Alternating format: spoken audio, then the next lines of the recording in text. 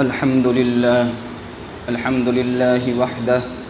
والصلاة والسلام على من لا نبي بعده أما بعد فأعوذ بالله من الشيطان الرجيم بسم الله الرحمن الرحيم رضي الله عنهم ورضوا عنه ذلك لمن خشي ربه صدق الله العظيم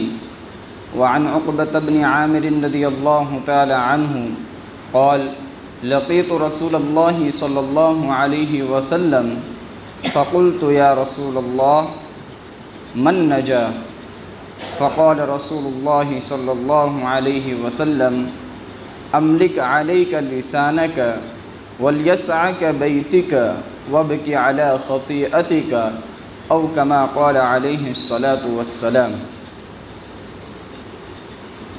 محترم بزرگوں اور عزیز ساتھیوں، ابھی جو میں نے روایت پڑھی اور حدیث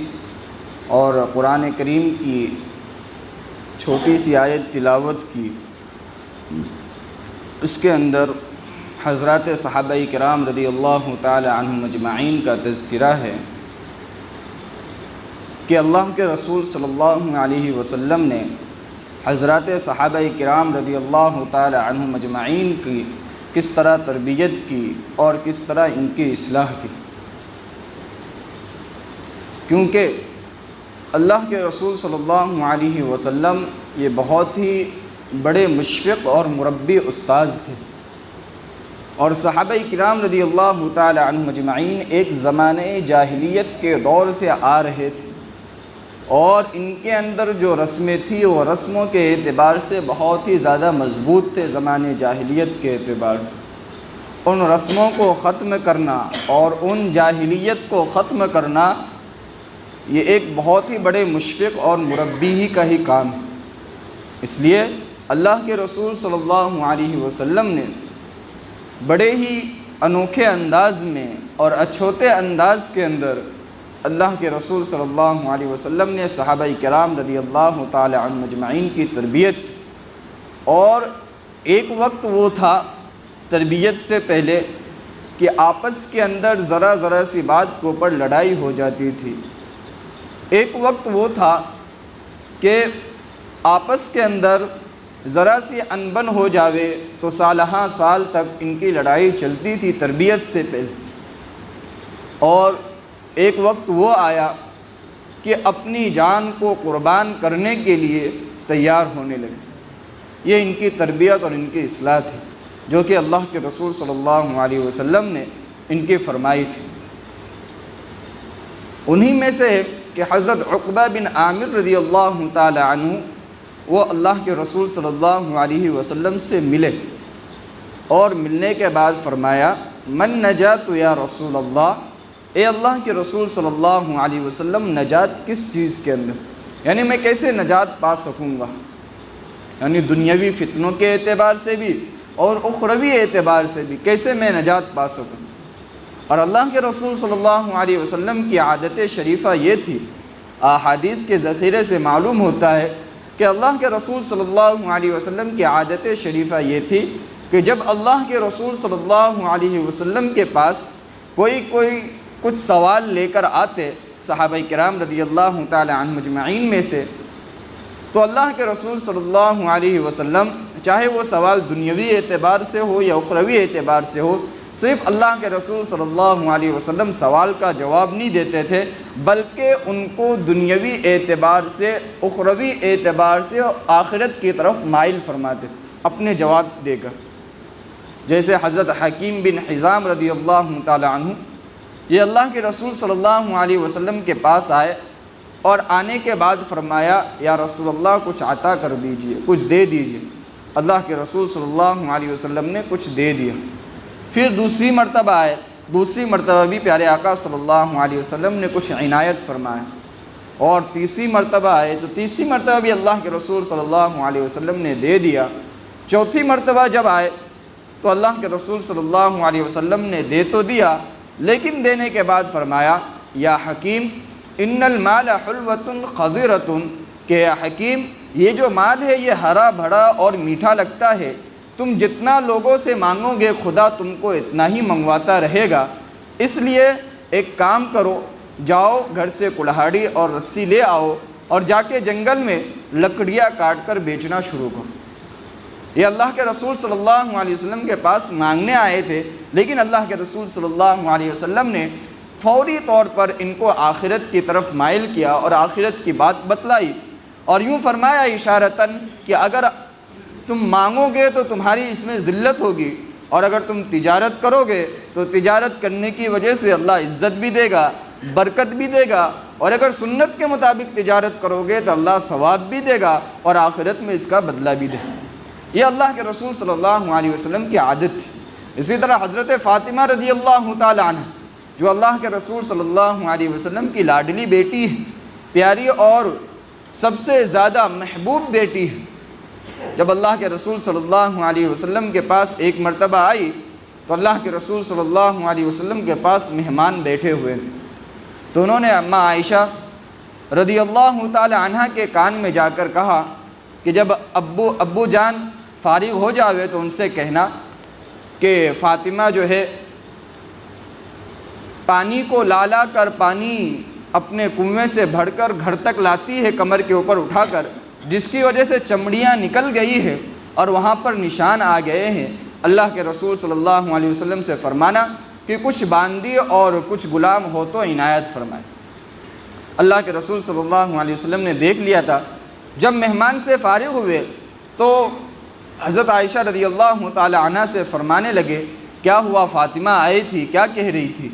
تو کہا یا رسول اللہ وہ کہہ رہی تھی کہ مشکیزہ اٹھا کر میرے کمر کے اوپر نشان آ گیا ہے اور میری جو چمڑی ہے وہ نکل گئی ہے، آپ کے پاس اگر کوئی غلام یا باندی ہو تو وہ عنایت فرمائیں۔ اللہ کے رسول صلی اللہ علیہ وسلم فوری طور پر گئے اور حضرت فاطمہ رضی اللہ تعالی عنہ سے فرمایا آپ نے جو سوال کیا تھا وہ میرے پاس آ گیا، لیکن میں غلام اور باندی سے بھی بہتر چیز آپ کو بتلاؤں؟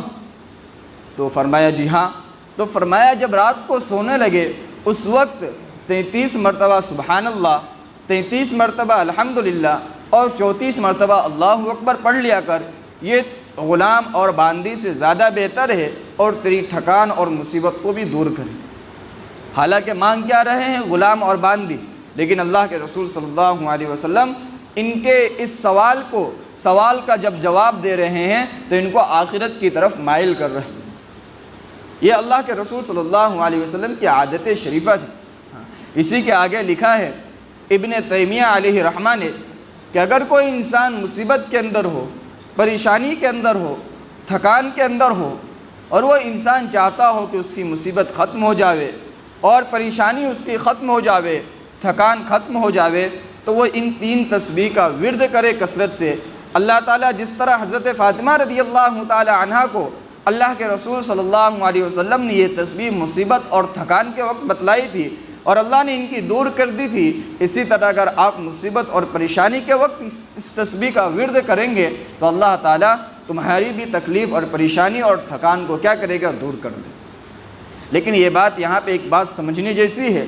کہ کبھی بھی اللہ کے پاک نام کو دنیا کے لیے ورد نہ کرے، دنیا کمانے کے لیے۔ کیوں؟ اس وجہ سے کہ اللہ کا نام باقی ہے اور یہ دنیا فانی ہے۔ اس فانی دنیا کے لیے اللہ کے باقی رہنے والے نام کا ورد کرنا یہ ایک قسم کی گھناؤنی چیز ہے۔ اس کے اوپر ایک واقعہ بیان کیا شیخ یونس صاحب رحمۃ اللہ علیہ کا کہ شاہ وسیع اللہ رحمۃ اللہ علیہ ان کے ایک مرید تھے، ان کو ایک پھوڑا ہوا زخم ہوا جو بہت زیادہ جلن دیتا تھا اور بہت زیادہ تکلیف دیتا تھا۔ ان کو کسی نے کہا کہ آپ کیوں نہیں درود شریف پڑھ کر اس کو اوپر دم کرتے ہیں، کیونکہ یہ آپ کو جلن اور تکلیف دے رہا ہے اور اللہ کے رسول صلی اللہ علیہ وسلم کے نام مبارک میں جمال ہے، یہ اس سے شفا پا جاؤ گے۔ انہوں نے کہا استغفر اللہ، اللہ کے رسول صلی اللہ علیہ وسلم کا نام اتنا اعلیٰ ہے اور اتنا مبارک ہے، اس مبارک اور اعلیٰ نام کو لے کر جس پر درود بھیجنے کی وجہ سے اللہ کے رسول صلی اللہ علیہ وسلم کے سامنے حاضری ہوتی ہے، اس مبارک نام کو میں اس گھناؤنی چیز کے اوپر پڑھ کر دم کروں، یہ میرا دل گوارا نہیں کرتا۔ اس کے بعد جب رات کو سوئے تو لکھا ہے کہ پتہ نہیں شاید اللہ کے رسول صلی اللہ علیہ وسلم یا کوئی اللہ کے ولی خواب کے اندر آئے اور یوں کہا کہ آپ اپنا ہاتھ دکھلائیے۔ جیسے ہی ہاتھ دکھلایا انہوں نے اس زخم کے اوپر ہاتھ پھیرا، اور ہاتھ پھیرا ہی جیسے کہ ان کا زخم ختم ہو گیا۔ انہوں نے پوچھا یہ کیوں؟ تو کہا اس وجہ سے کہ آپ نے اللہ کے رسول صلی اللہ علیہ وسلم کے پاک نام کی عزت اور مقام کو اور وقار کو باقی رکھا، اس لیے اللہ نے آپ کو یہ مقام دیا۔ یعنی اللہ کے رسول صلی اللہ علیہ وسلم کے پاک نام کی آپ نے عزت کی تو اللہ نے آپ کی تکلیف کو دور کر۔ اور حقیقت میں یہی ہے، ہم کوئی بھی کام اللہ کا ورد کر رہے ہیں تو وہ اللہ کے لیے ہو، دنیا کے لیے نہ ہو، کیونکہ اگر ہم دنیا کے لیے کسی ورد کو کریں گے، کسی وظیفے کو کریں گے تو وہ جب تک وہ تکلیف اور پریشانی ہم تک موجود ہے اس وقت تک اس کا ورد اور وظیفہ چالو رہے گا۔ جیسے ہی وہ تکلیف ختم ہو جائے گی ہم اس کا وظیفہ کرنا ختم کر دیتے ہیں۔ مثلا کوئی انسان قرض دار ہے تو اپنے قرض کی حالت میں کہتا ہے یا غنی یا غنی یا غنی۔ جیسے ہی اس کا قرض ختم ہوتا ہے وہ انسان اس وظیفے کو بھول جاتا ہے، کیوں؟ اس کا قرض پورا ہو گیا۔ حدیث کے اندر آتا ہے کہ جو انسان صبح میں یا شام میں سورہ بقرہ کی تلاوت گھر کے اندر کرتا ہے تو وہ انسان، اس کا گھر جنات اور شیاطین کے اثرات سے،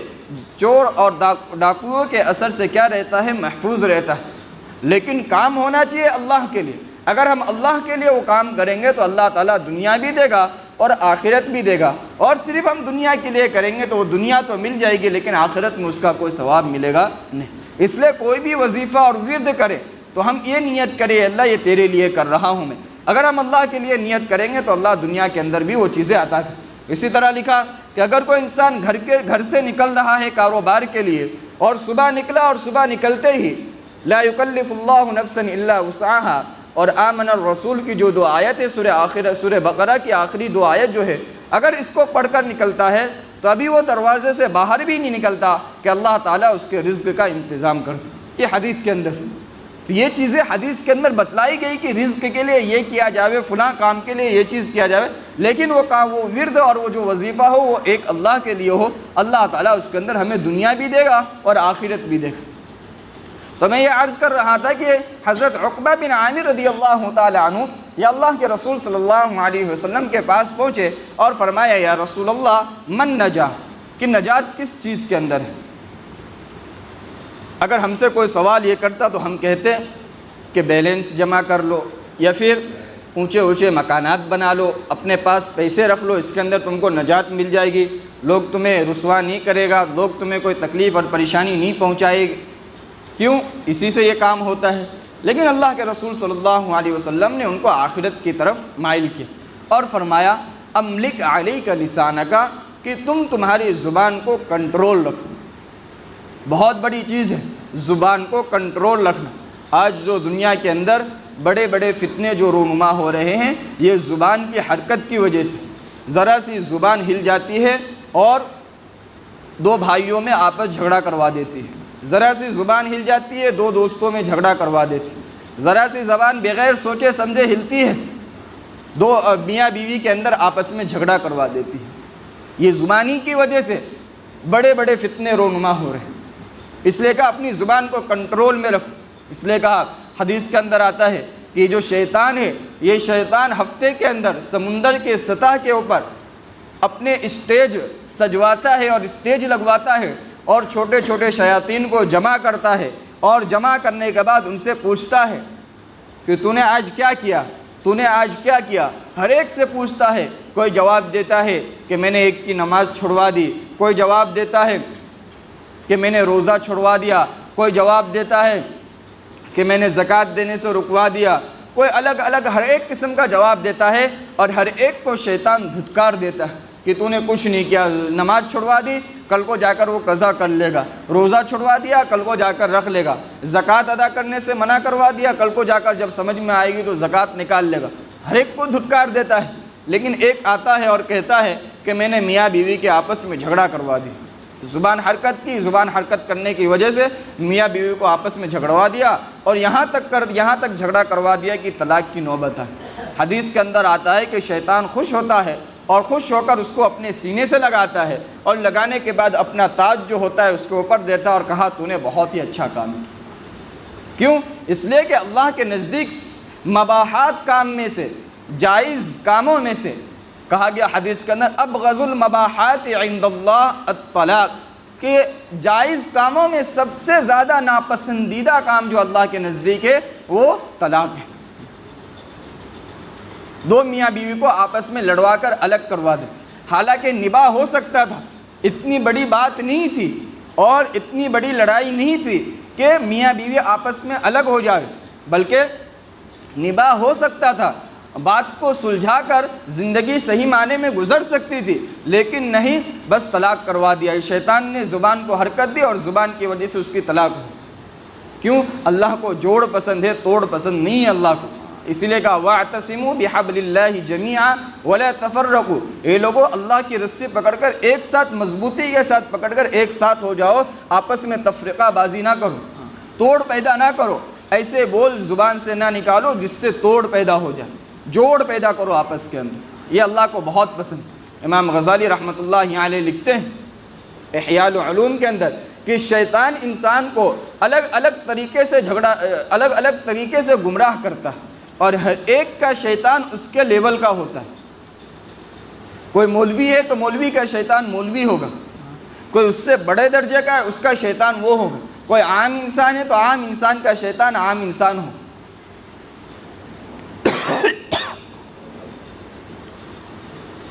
ہر ایک کا شیطان اس کے لیول کا ہوتا ہے، اس لیے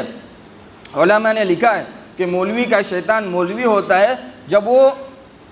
پورے سال پڑھا لیتا ہے اور رمضان کی جب چھٹی ہوتی ہے تو رمضان کی چھٹی کے اندر ان کو یہ پڑھاتا ہے کہ تو نے پورے سال تو پڑھا، قرآن بھی پڑھا، عبادت بھی کی، بچوں کو پڑھایا بھی، اب اس رمضان کے اندر قرآن نہیں پڑھے گا تو کیا ہوگا، ایک مہینے کے اندر تو نماز چھوڑ دے گا تو کیا ہوگا، اس طرح پڑھا کر اس کو عبادت سے کیا کرتا ہے، دور کرتا ہے۔ تو ہر ایک شیطان الگ الگ طریقے سے بہکاتا ہے۔ اسی طرح علماء نے ایک عجیب مثال دے کر سمجھا کہ شیطان کس طرح بہکاتا ہے۔ ایک انسان دیوار کے نیچے سویا ہے اور دیوار کے نیچے سونے کی وجہ سے وہ دیوار گرنے والی تھی، ایک آدمی آ کر اس کو اٹھا دیتا ہے۔ اٹھانے کے بعد وہ انسان، وہ جو آدمی ہوتا ہے اس کا احسان مند ہوتا ہے، تیرا بہت بڑا شکر ہے کہ تو نے مجھے مرنے سے بچا لیا، تیرا احسان ہے، اور احسان مند کو پہچاننا چاہیے، جو محسن ہو اس کو پہچاننا چاہیے کہ کیا ہے، کون ہے یہ انسان، کون ہے شخص۔ تو اس نے کہا کہ تم کون ہو جس نے مجھے مرنے سے بچایا؟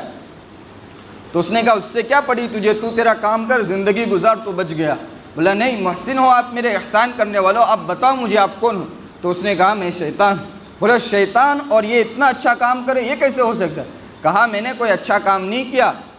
میں نے یہ کام اس لیے کیا تاکہ تجھے شہادت کا درجہ نہ ملے۔ کیوں؟ حدیث کے اندر آتا ہے کہ انسان جب کسی دیوار کے نیچے دب کر مر جاوے تو وہ انسان کو شہادت کا ثواب ملتا ہے۔ تو شیطان نے کہا کہ تجھے شہادت کا ثواب نہ ملے اس لیے میں نے تجھے بچا لیا۔ بتا کس طرح انسان کو بہکا رہا ہے۔ اس لیے علماء نے لکھا کہ انسان جو ہے اپنا ہاتھ اللہ والے کے سپرد کرے، اپنے جو احوال ہو یہ اللہ والے کو بتائے۔ آج ہم میں سے اکثر ایسے ہیں جن کے احوال اللہ والوں کے پاس نہیں پہنچتے، اللہ والوں سے ان کا کوئی تعلق نہیں ہے، اللہ والوں کے پاس جاتے نہیں ہیں۔ صحابہ کرام رضی اللہ تعالیٰ عنہ مجمعین، یہ اللہ کے رسول صلی اللہ علیہ وسلم جڑے ہوئے تھے اللہ کے رسول صلی اللہ علیہ وسلم سے، تو اللہ نے یہ مرتبہ دیا، اپنی چھوٹی سی چھوٹی بات کو اللہ کے رسول صلی اللہ علیہ وسلم کے پاس بیان کرتے تھے۔ لیکن آج ہم میں سے اکثر یہاں بیٹھے ہوئے، ان میں سے اکثر کا تعلق اللہ والوں سے نہیں۔ اللہ والوں سے تعلق ہونے کا مطلب یہ ہے کہ اپنا ہاتھ ان کے ہاتھ میں دے دے، اور ہاتھ دینے کے بعد اپنی زندگی کے جو احوال ہو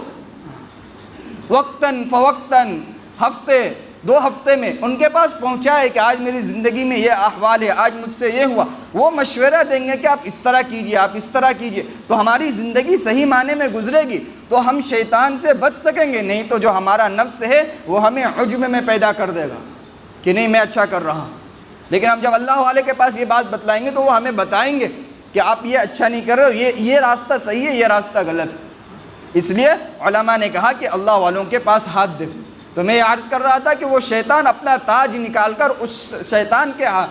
سر کے اوپر ڈال دیتا ہے جو میاں بیوی کے آپس میں طلاق کر دیتا ہے۔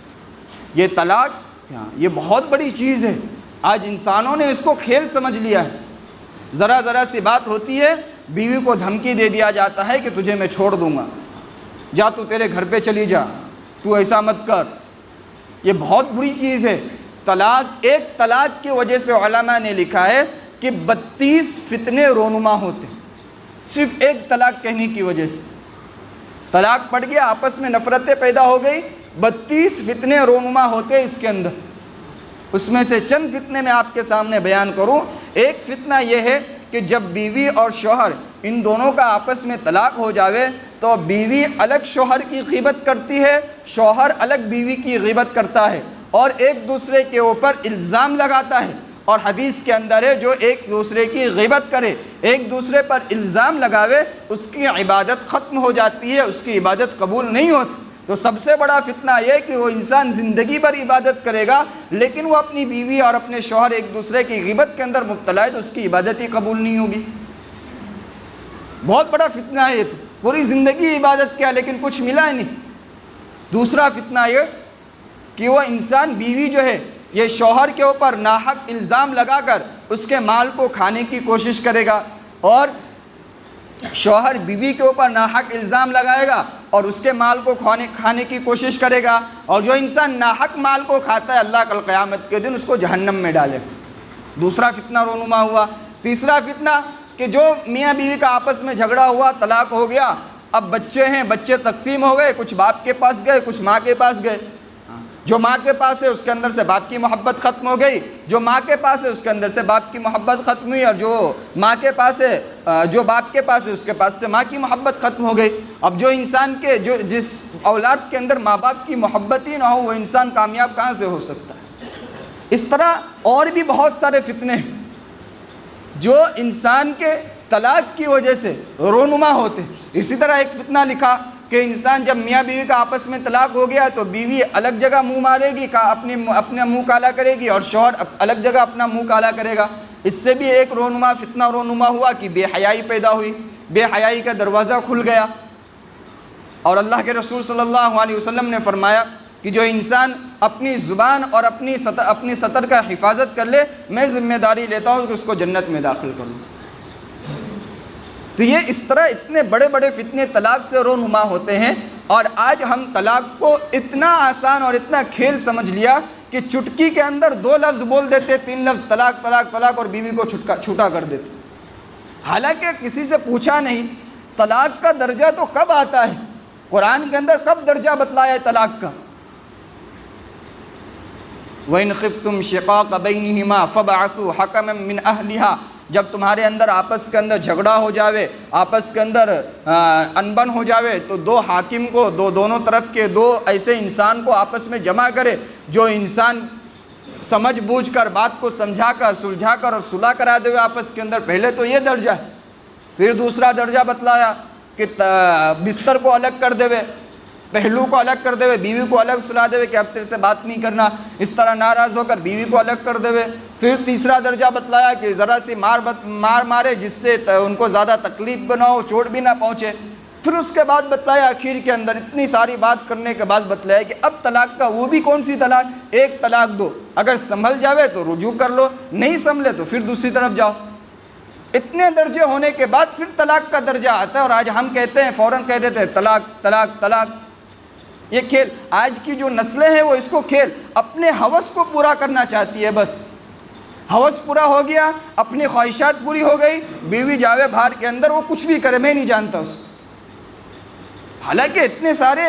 لوازمات ہے، بیوی اتنی سارے ضروریات کو پوری کر رہی ہے، تمہارے بچوں کا خیال رکھ رہی ہے، تمہارے کھانے پینے کا خیال رکھ رہی ہے، تمہارے کپڑوں کا خیال رکھ رہی ہے، ہر چیز کا خیال رکھ رہی ہے، اور آخر کے اندر ذرا سی انبن ہوئی ہے، اتنے سالوں اتنے برسوں کی رشتہ داری کو ختم کر دیتے ہیں۔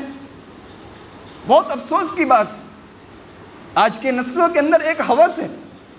خواہشات ہے کہ میں خواہشات کو پورا کرنے کے لیے شادی کر رہا ہوں، جب اس کے خواہشات پورے ہو جاتے ہیں، ہوس پورے ہو جاتے ہیں، تو بیوی کی طرف دیکھتا بھی نہیں ہے وہ انسان، حالانکہ وہ اپنے ماں باپ کو صرف ایک بول پر چھوڑ کر آئی ہے، صرف کہہ دیا میں نے قبول کیا، بس اس بول کے اوپر جس نے برسوں جس کے گود کے اندر پلی ہے، جس کے دل کا ٹکڑا ہے، وہ ذرا سی تکلیف پر ماں باپ کو کیسے کیا ہو جاتا تھا، صرف ایک بول کے اوپر اپنے گھر کو چھوڑ کر آ رہی ہے، اور ہم ہیں کہ ذرا سی انبن ہوئی چھوڑ دیا ان کو۔ یہ بہت بری چیز ہے۔ کبھی کبھی تو گھر والوں کی طرف سے بھی لوڈ ہوتا ہے، یہ غلط بات ہے ایک دم۔ پہلے اس مسئلے کو تو سمجھے کہ کیا مسئلہ ہے ان کا۔ اس لیے میرے دوستو، یہ طلاق یہ بہت ہی گھناؤنی چیز ہے، اللہ کے نزدیک بہت ہی ناپسند چیز ہے یہ طلاق۔ میں تو یہ کر رہا تھا عرض کہ اللہ کے رسول صلی اللہ علیہ وسلم کے پاس جب کوئی آتے نصیحت لے کر تو ان کو دین کی طرف مائل کرتے۔ اسی طرح ایک مرتبہ اللہ کے رسول صلی اللہ علیہ وسلم کے پاس ایک صحابی آئے، انصح لی یا رسول اللہ، اے اللہ کے رسول مجھے کچھ نصیحت فرما دیجئے۔ اللہ کے رسول صلی اللہ علیہ وسلم نے فرمایا اپنی زبان کو کنٹرول رکھو۔ ابھی دو چیز اور بھی باقی ہے۔ اللہ کے رسول نے 3 چیزوں کو جو انسان اپنا لے گا اپنی زندگی کے، اس کے نجات کا ذریعہ بن جائے۔ اس میں سے ایک چیز میں نے بتلائی، انشاءاللہ آئندہ جمعہ 2 چیز میں بتلاؤں گا۔ اللہ تعالی عمل کی توفیق عطا فرمائے۔ وآخر دعوانا الحمدللہ۔